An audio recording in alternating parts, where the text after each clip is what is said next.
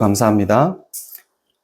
오늘 우리가 함께 먹을 하나님 말씀은 빌립보서 1장 12절부터 18절까지 말씀입니다.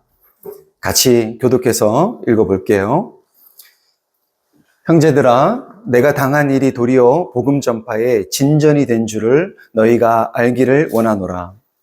그러므로 나의 매임이 그리스도 안에서 모든 시위대함과 그 밖의 모든 사람에게 나타났으니 형제 중 다수가 나의 매임으로 말미암아 주 안에서 신뢰함으로 겁없이 하나님의 말씀을 더욱 담대히 전하게 되었느니라. 어떤 이들은 투기와 분쟁으로 어떤 이들은 착한 뜻으로 그리스도를 전파하니 이들은 내가 복음을 변증하기 위하여 세우심을 받은 줄 알고 사랑으로 하나 그들은 나의 매임에 괴로움을 더하게 할 줄로 생각하여 순수하지 못하게 다툼으로 그리스도를 전파하느니라. 다 함께 그러면 무엇이냐 거칠애로 하나 참으로 하나 무슨 방도로 하든지 전파되는 것은 그리스도니 이로써 나는 기뻐하고 또한 기뻐하리라. 아멘. 예배 오신 분들 환영합니다. 인사 나누실까요? 네, 오늘 자리가 많이 비었죠. 예, 아파서 못 오신 분도 계시고, 또, 이제 또 부모님을 찾아간 분도 계시고, 가족 모임이 있는 분도 계시고, 그래서 자리가 많이 비었는데, 예, 아마 이제 점점 더 이제 연휴 기간이 다가오기 때문에 앞으로 점점 더 그러지 않을까 예상이 됩니다. 그럼에도 불구하고 오늘 또 함께 예배한 분들 기꺼이 또 반가워하고 환영하는 이 시간 되었으면 좋겠고요. 오늘도 또 주님 주신 말씀 우리 또 집중해서 한번 들어보겠습니다.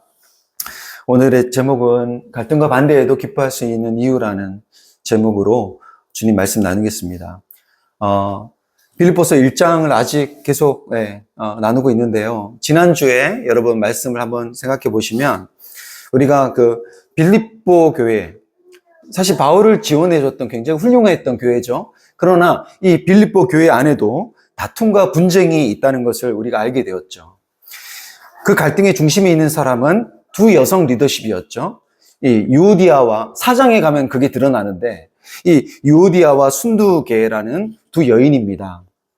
근데 이들은 그 이름이 생명책에 기록되었다고, 바울이 그렇게 너희의 이름이 생명책에 기록되었다. 이 두 사람의 이름이. 그렇게 말할 정도로 이 바울과 함께 복음을 전하는 일에 정말 힘쓰던, 애쓰던 그런 사람이라는 것을 바울이 이 서신을 통해서 공개적으로 빌립보 교회 성도들 앞에 공개적으로 밝히죠. 그러니까 이 두 사람 다 각각 주를 위해 헌신했던 사람이고 복음을 전하는 일에 기꺼이 힘썼던 사람들인데 바울이 이들에게 지금 같은 마음을 품으십시오라고 권면할 정도로 이 둘이 서로 하나가 되지 못했다는 것입니다. 서로 분열되어 있었다는 거죠. 자, 예수 그리스도에 대한 이들의 헌신, 이들의 열심이, 그 열심이 굉장한데도 불구하고 서로 사이가 안 좋았다? 여러분, 이게 있을 수 있는 일입니까? 있을 수 없는 일입니까? 자, 김권사와 박권사가 각각은 정말 주님께 헌신되어 있는데 서로 사이가 안 좋은 경우가 있을 수 있을까요? 없을까요? 있죠. 있습니다.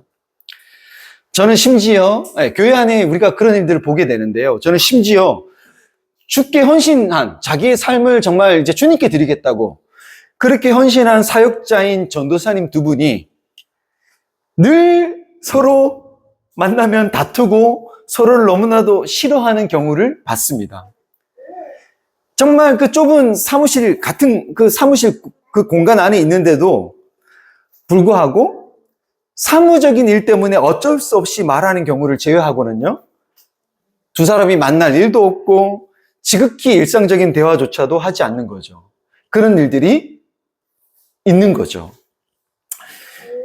그리스도를 따른다는 사람이 사실 이렇게 행동하는 것이 뭔가 예수를 믿는데 그리스도의 사랑 가운데 있는 사람이 어떻게 그럴 수가 있어? 뭔가 이런 행동 자체가 어폐가 있는 것 같지만 사실 이런 일이 교회 안에서 흔히 일어납니다. 주님에 대해서는 악감정이 없어요. 주님을 정말 사랑합니다. 실제로도.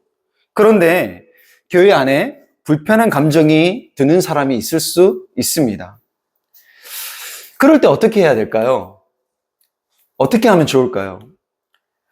바울은 서로 갈등하는 이 유오디아와 순두계에게 주 안에서 같은 마음을 품으라고 권면을 했지만, 여러분, 우리의 경험상 그렇게 권면한다고 해서 쉽게 해결될 수 있는 문제가 아니라는 것을 우리는 알죠. 제가 지난주 그룹 나눔 때 이렇게 물었습니다. 지금까지는 우리가 크게 갈등할 일이 없었지만, 그러나 사람이 모이는 곳이라면 어디든 갈등이 있기 마련이기 때문에 혹시 앞으로 그런 일이 일어난다면 어떻게 하는 것이 좋을지, 아니 혹시 이전까지 그런 갈등이 있었을 때 여러분들은 어떻게 했었는지를 물어봤습니다. 어떤 분은 갈등에 있는 게 당연하다. 그래서 그걸 문제로 보기보다는 그냥 자연스러운 것으로 일단 받아들이는 게 중요한 것 같다. 그렇게도 말씀하시고, 어떤 분은 불편한 마음을 감추고 있는 것보다는 나는 직접 말한다. 그렇게 말해서도 풀리지 않으면 그 사람은 다시는 안 본다. 그렇게 말씀하시기도 하시고, 반대로 어떤 분은요, 모든 것을 다 그냥 직접 말하는 게 좋은 줄 알았는데 살아보니까 그렇지 않더라. 옳고 그름으로 사람을 대하는 것보다는 친절함이 사람 관계에서는 더 중요한 것 같더라. 그렇게 말씀하시는 분도 계셨어요. 어떤 분은 한 사람이 나에게 오는 것은 그 사람의 과거와 현재와 미래가 나에게 오는 것이라는 어떤 시인의 시구까지 이렇게 말씀하시면서, 지금 단편적으로 눈에 보이는 것만으로 사람을 바라볼 때는 이해할 수 없는 것도 그 사람의 어떤 과거, 그 살아온 배경을 알고 전체 맥락을 알게 되면 좀 더 이해할 수 있는 마음이 생기는 것 같다는 얘기까지. 사실 그렇기 때문에 눈에 보이는 것만으로 사람을 판단하는 것을 조심해야 한다는 그 말에 고개를 끄덕이면서 깊이 공감하기도 했습니다. 그런데 막상 우리가 교회 안에서 나를 비난하거나 반대하는 그런 사람으로 인해 우리가 고통스러운 일을 겪게 된다면 여러분 어떨까요? 더군다나 그 사람이 다수가 인정할 만큼 굉장히 복음에 헌신된 사람이라면 어떨까요? 만약 그 사람만큼이나 헌신적이고 사람들로부터 인정받는 사람이라면 강하게 그 상대를 비난하며 팔을 쥐어 갈라서기도 하겠고요.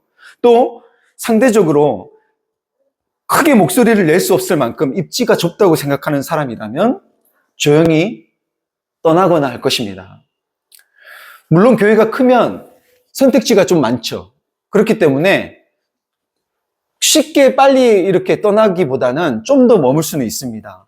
왜냐하면 예배만 드리고서 부서 활동이나 다른 구역 모임 이런 것들 참여 안 하는 거죠. 그러니까 그 사람과 마주칠 일들을 될 수 있으면 만들지 않는 겁니다. 큰 교회라면 그게 가능하죠. 그런데 우리 같이 작은 교회는 그럴 수 없으니 사실 이런 갈등이 생기게 되면 티가 나도 너무 쉽게 나게 되겠지요. 그러면 선택지는 최대한 마주치지 않고 우리가 버틴다가 아니라 교회를 옮긴다가 되는 겁니다. 그렇지 않겠습니까? 저도 교회 안에서 갈등이 심한 친구들이 있었을 때 같이 계속 얼굴 보는 것 자체가 고통스럽고 마주하는 것 자체가 고통스러운 거예요. 그러다 보니 신앙생활이 너무 우울하니까 제가 뭐라 그랬냐면 교회를 옮기는 게 좋겠다고 그 친구에게 권했고, 그래서 교회를 옮긴 친구도 있습니다. 그런데 여러분, 이게요, 성도 한 개인에게서만 나타나는 일들이 아닌 것이요. 실제로도 교회의 역사를 보면 하나됨보다는 분열로 드러나는 경우가 많았습니다.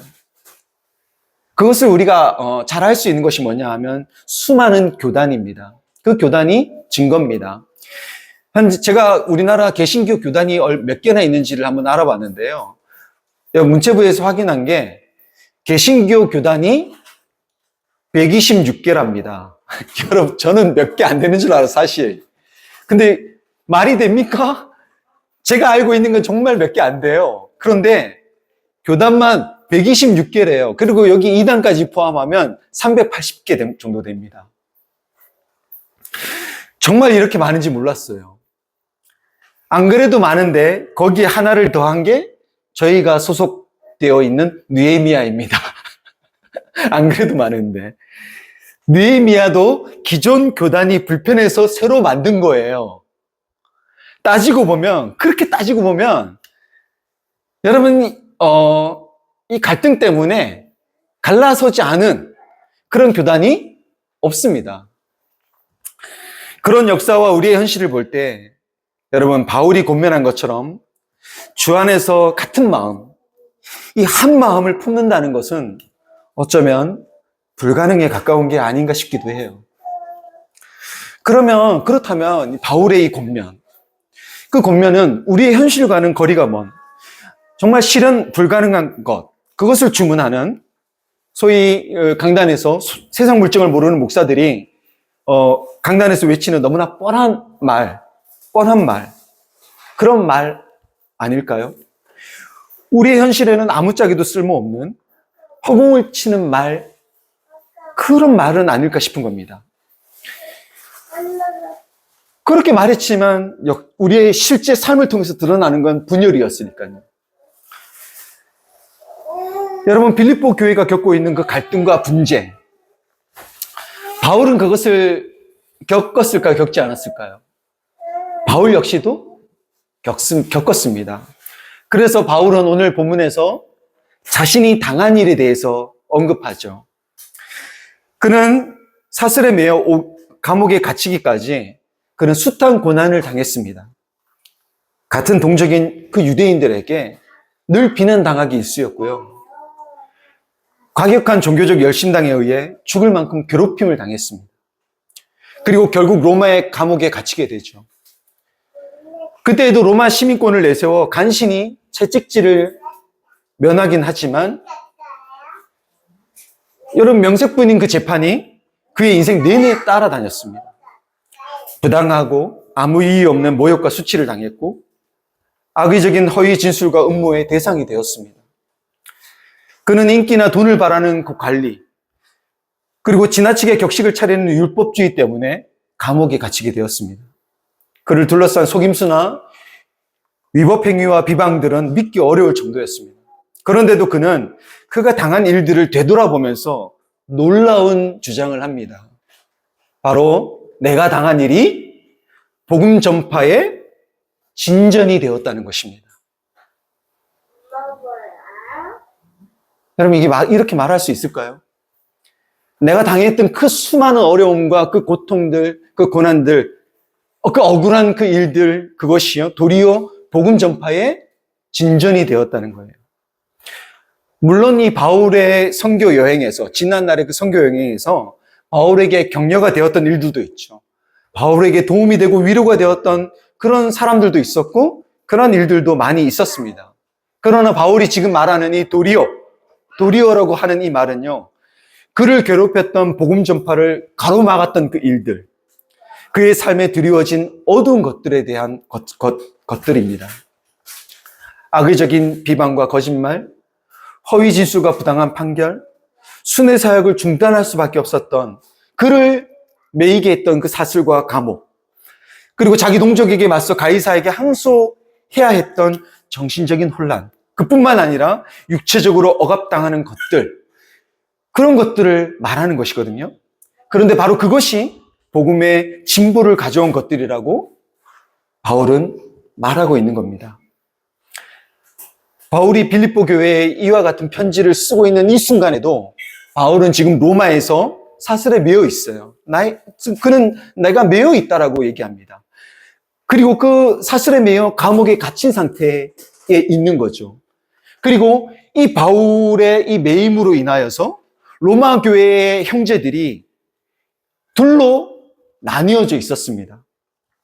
한쪽은 바울에 대해서 선의를 느끼는 사람들이었는데, 그들은요, 바울이 매여 있지만, 지금 감옥에 갇혀 있지만, 복음을 변증하기 위하여 세우심을 받은 사람인 줄 알고 그를 사랑하는 마음에서 복음을 전파했던 사람들이었고요. 반면 또 다른 한쪽에서는 바울에 대해 시기하는 사람들이었는데, 그들은 이 바울이 매인 것에 괴로움을 더하게 하려는 생각을 품고 순수하지 못하게 다툼으로 그리스도를 전파한 사람들이었습니다. 그러니까 지금 바울이 있는 그 자리에, 그 로마라는 그 지역에, 그 로마 교회 그 안에 바울을 지지하는 사람과 반대하는 사람들이 있었다는 것이죠. 여러분, 바울도 사람이잖아요. 그런지라 반대하는 사람들로 인해서 바울이 상처를 받았을까, 받지 않았을까요? 받았으리라 생각합니다. 그렇지만 바울은 뭐라고 얘기합니까? 이쪽이든 저쪽이든, 가식으로 하든 진실로 하든 결국 전파되는 것은 누구다? 그리스도니 나는 그것을 어떻게 하고? 기뻐하고 앞으로도 또한 기뻐할 것이라고 합니다. 여러분, 이 말이 무슨 말일까요? 아니, 어떤 동기로 하든 그 동기는 중요하지 않다는 말일까요? 그리스도인들끼리 시기하고 다투어도 그리스도만 전파되면 오케이다. 그리스도만 전파되면 문제없어. 그런 말을 하고 있는 걸까요? 바울은요, 빌립보서에서도 분명히 여러분, 너희가 무슨 일을 하든지 여러분, 다툼이나 허용으로 하지 말라고 경고하고요. 로마 교회 성도들을 향해서 보낸 그 로마서에서도 다투거나 시기하지 말고 그와 같은 육신의 일을 도모하지 말라고 경고합니다. 이처럼 반대자들의 행동이 경고해야 할 만큼의 문제를 갖고 있었다면 자기 자신에게 있는 그 사도적 권위를 사용해서라도 자신을 거부하고 자신과 거리를 둔 사람들로부터 그들이 사역할 그 권리를 뺏거나 그들을 출교시키거나 그들의 사역을 무익한 것으로 여기고 조심하라고 경고하면 될 텐데 바울은 그렇게 하지 않습니다. 도리어 그것이 무슨 상관이 있겠냐. 어떻게 하든지 결국 그리스도가 전파되는 것이라면서 그 바울을 반대했던 사람들 역시도 복음 전파에 기여하고 있는 사람이라고, 기여하고 있는 것이라면서 마치 그들을 인정하는 것 같은 입장을 취하는 거예요. 분명히 바울 마음에 상처를 준 사람들이었을 텐데, 그리고 그들의 동기마저도 순수하지 않다는 것을 바울이 알고 있는데도 전파되는 것은 그리스도니 이로써 나는 기뻐하고 기뻐하리라고 말하고 있는 겁니다. 근데 여러분, 이게 말이 됩니까? 사도라면 적어도 잘못을 바로잡아주고 혼내야죠. 잘못된 동기로 복음을 전하고 있는데 기뻐하다니요. 그런 동기로 그리스도를 전하는데 어떻게 그리스도가 제대로 전파될 수 있겠습니까? 그러니까 오히려 너희는 복음을 방해하는 자라고 엄중하게 경고해야 되는 것이 맞는 거 아니겠어요? 이게 우리가 갖고 있는 상식적인 이해 아니겠습니까? 그런데 어찌하든 전파되는 것은 그리스도니까 기뻐하겠답니다. 이건요, 여러분, 바울의 오판이야. 바울이 지금 오판한 거야 라고 충분히 문제 제기를 할 법한 발언인 거예요. 그러면 바울은 어떻게 보면 정말 오해를 살 수 있는 이 얘기인데, 바울은 왜 이와 같은 말을 한 걸까요? 지금 바울은 과정보다는 결과가 중요해. 뭐로 가든 목적지만 가면 돼. 그 결과가 중요하든 그 말을 하려는 걸까요? 아니면 지금 바울이 오랫동안 사역을 하다 보니까 지금 매너리즘에 빠져서 윤리의식이나 도덕적 감수성이 지금 떨어져서 지금 이런 얘기를 하는 걸까요? 바울은요, 지금 그 이유에 대해 19절, 오늘 읽었던 우리 본문, 이 바로 다음에 나오는 19절에서 그 이유에 대해서 말해주는데요.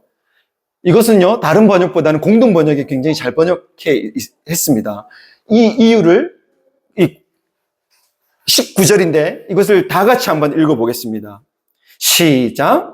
내가 지금은 갇혀있지만 그것이 마침내는 여러분의 기도와 예수 그리스도의 성령의 도우심으로 나에게 구원을 가져오리라는 것을 알고 있기 때문입니다.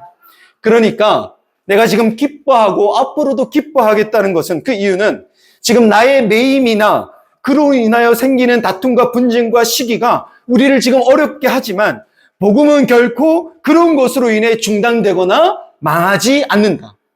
왜냐하면 성도의 기도와 예수 그리스도의 영이신 성령의 도우심으로 그것이 마침내는 나에게 구원을 가져오리라는 것을 내가 알고 있기 때문이라는 거예요. 자, 지금 바울이 알고 있는 이 이해는요, 매우 분명한 한 가지 확신과 연결된 것인데요. 이것은 우리가 빌립보서 1장 6절에서 본 말씀입니다. 이 확신과 연결된 거예요. 보십시오. 바울이 뭐라 앞절에서 얘기했는지, 선한 일을 여러분 가운데서 시작하신 분께서 그리스도 예수의 날까지 그 일을 완성하리라고 나는 뭐한다? 확신합니다. 바로 이 확신에 근거해서 바울은 지금 고백을 하고 있는 겁니다. 우리 안에 착한 일을 시작하시고 완성하실 분께서 그리스도 예수 완성하실 분께서 그 예수의 날에 그것을 이루신다는 것, 그것을 확실하게 신뢰하는 것이 바로 분열에 대응하는 바울의 해법이었습니다. 그 해법은 분열조차도 결코 멈추거나 중단하게 하지 못할 일을 시작하신 하나님이 우리를 구원한다는 그 믿음, 그분이 다투고 분열하는 미숙한 우리를 결국은 우리를 이끌어서 완성에 이르게 하신다는 그 믿음을 갖는 것입니다. 성경에는 그것을 잘 보여주는 이야기가 있습니다. 대표적인 이야기가 있는데요. 바로 요셉 이야기입니다. 여러분, 우리가 너무 잘 알고 있는 요셉 이야기를 한번 보십시오. 그는 아버지 야곱의 편애로 버릇없이 자랐고요. 때문에 그 형제들은요, 질투심에 사로잡힙니다. 형들은 그가 꼴 보기 싫어서 그를요, 노예로 팔아버렸고요. 그로 인해 요셉은 이집트로 가게 됩니다. 그곳에서 새로운 주인의 종이 되어서 열심히 일을 하다 보니 주인으로부터 신임을 받지만 그 주인의 아내를 성추행하려 했다는 누명이 씌워져서 감옥에 갇히는 신세가 되죠. 한참 뒤 감옥에서 만난 그 관원들을 통해 이집트의 왕 파라오의 꿈을 해석하게 되고 그 일을 성공적으로 해내자 파라오는 다가올 기근에 대비하려는 중대한 일을 그에게 맡겨서 그는 이집트의 총리가 됩니다. 그가 총리가 되어서 이집트에 이제 곡식을 구하러 온 형제들에게 곡식을 팔게 되는데 그 곡식을 팔 때 그들의 마음을 시험해 보기 위해서 그들을 속이죠. 여러 번. 그렇게 속이다가 결국은 자신이 누구인지를 감정에 북받쳐서 자기가 누구인지를 형제들에게 밝힙니다. 그래서 온 가족이 이제 기근에서 살아남아 이집트에 정착하게 되면서 이 이야기는 해피엔딩으로 끝나는 것 같아 보입니다. 그러나 아버지 야곱이 죽은 이후에 요셉의 형제들은 불안해하기 시작해요. 자신들이 그 여러 해 전에 그를 노예로 팔아버렸던 그 일, 요셉에게 저지른 그 일로 그가 복수를 하지 않을까 염려합니다. 그래서 그들은 요셉을 찾아가서요, 아버지 야곱이 요셉에게 가서 용서를 구하라고 했다고 말합니다. 그러자 그때 요셉은 정말 믿기 어려운 말을 하는데요. 요셉은 이렇게 이야기합니다. 두려워하지 마십시오. 내가 하나님을 대신하기라도 하겠습니까? 형님들은 나를 해치려고 하였지만 하나님은 오히려 그것을 선하게 바꾸셔서 하나님 그것을 오히려 선하게 바꾸셔서 우리를 구원하기 위한 그것은 하나님의 계획이었습니다. 우리를 살리시려는 하나님의 계획이었습니다. 그러면서 형제들을 계속 돌보죠. 여러분, 요셉의 이 대답은 성경 전체에서 믿음에 대한 가장 놀라운 선언 가운데 하나입니다. 사실 요셉은요, 고생당한 것밖에 없어요. 그의 과거를 보면요, 고생당한 것밖에 없어요. 근데 도리어 그것이 마침내는 하나님의 구원을 우리에게 가져왔다라고 그는 말하고 있는 겁니다. 마치 그런 요셉처럼 바울은 모든 일이 잘못되는 것처럼 보이는 일을 당할 때조차도 도리어 상황을 뒤엎으시고 마침내 우리에게 구원을 가져오시는 그 하나님의 능력에 대해 강한 확신이 있었던 것 같습니다. 이런 확신의 근거는 뭘까요? 바울 자신이었을까요? 아닙니다. 그가 존귀히 여기는 예수 그리스도라는 것은 의심의 여지가 없습니다. 여러분, 예수 그리스도는 자기 백성에게 거짓 고소를 당해서 악한 사람들의 손에 의해 최고의 형벌을 받아 십자가에서 죽으셨지만 하나님께서 아들의 죽음을 도리어 하나님의 사랑을 확증하는 선으로 바꾸시고 부활을 통해 죄와 사망을 이기는 반전을 보여주십니다. 바울은 요셉을 통해서도, 그가 잘 아는 구약이었죠. 그 이야기를 통해서도, 그리고 예수 그리스도를 통해서도 그런 하나님에 대한 확신을 갖고 있었습니다. 사랑하는 성도 여러분, 악을 선으로 바꾸시는 하나님에 대한 이 확신을 가지십시오. 우리의 인생에 분명히 우리가 당하게 되는 억울한 일들, 그리고 이 억압과 장애물들이 우리의 인생에 놓여 있지만, 우리가 인생에서 마주하는 그 압력들은 시작부터 완성에 이르기까지 여러분, 토기장이신 하나님 아버지께서 토기를 완성하기 위해 빚으시는 손길이라는 것을 여러분 아는 이 믿음을 가지시길 바랍니다. 여기 있는 우리 모두가 우리 인생에 불어닥친 그 불들이 연단하는 자의 손이라고 고백할 수 있는 믿음을 갖게 되기를 바랍니다. 바울은 이런 하나님에 대한 이해와 믿음, 그 확신이 있었기에 주님께 헌신했지만 아직 다툼과 시기로 복음을 전하는 이들로 인해 낙심하지 않고 기뻐할 수 있었던 것입니다. 그래서 바울은 그들의 투기와 분쟁과 다툼을 분명히 언급하면서도 그들이 왜 투기했는지, 왜 바울을 반대했고 다투었는지에 대해서 구체적으로 일일이 다 나열하지 않습니다.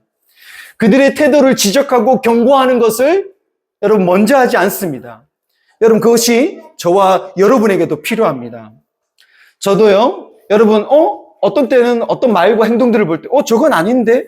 여러분도 저를 볼 때 그런 생각이 들 때가 있을 거예요. 저건 아니지, 아닌데 싶은 모습을 볼 때, 그때 여러분 일일이 그렇게 지적하지 않으려고 전 노력합니다.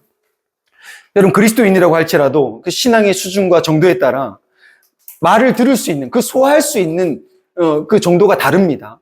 그걸 우리가 고려하지 않으면 아무리 좋은 뜻으로 하는 말이더라도 그에게 전혀 도움이 되지 않을 수 있습니다.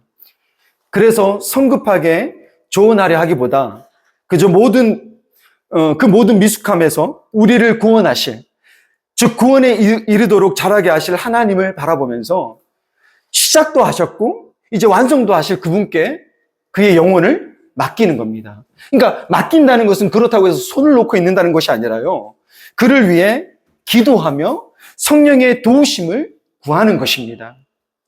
우리가 그렇게 구하는 거예요. 성급하게 조언하려 하기보다 그 순간을 멈추고, 아니야, 저렇게 연약하고 저렇게 실수하는 그 인생을 여전히 붙드시고 이루어 가시고 완성해 가시는 그 하나님을 바라보는 그 믿음으로 기도하는 겁니다. 그리고 구하는 겁니다.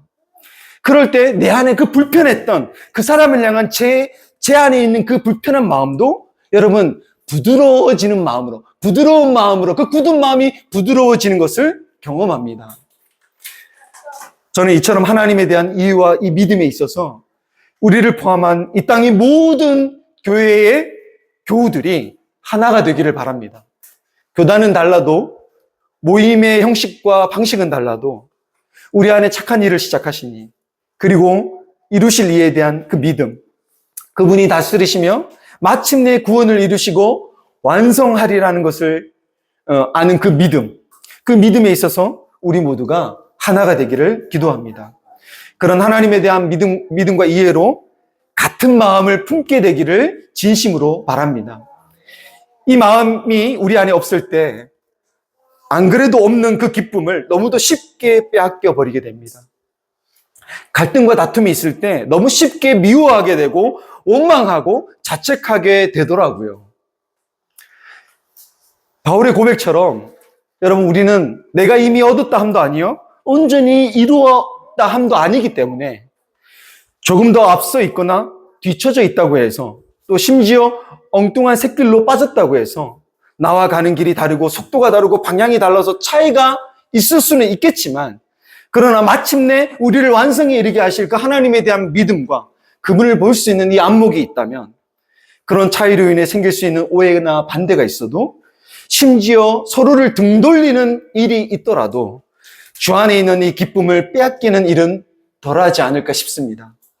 바라건대 우리 서로지음교회가 한국교회를 향한 비난이 맹렬한 지금 이 시대에, 심지어 또 혹시나 우리 안에서마저 갈등이 일어날 때조차도 이와 같은 이해와 믿음과 확신 가운데 굳게 거하는 성도가 되기를 바랍니다. 그래서 갈등과 분쟁을 대할 때 우리가 늘 긴장하면서 어둡게만 바라보는 것이 아니라 그것이 토기장이의 손길이라는 것, 그 압력들이, 그 우리를 짓누르는 것들이 토기장이의 손길이라는 것을 알고 이로 인해 도리어 복음의 진보가 있을 것이라는 것을 믿고 기뻐할 수 있는, 이 기쁨을 빼앗기지 않을 수 있는 저와 여러분이 되기를 우리 주 예수 그리스도의 이름으로 축원합니다.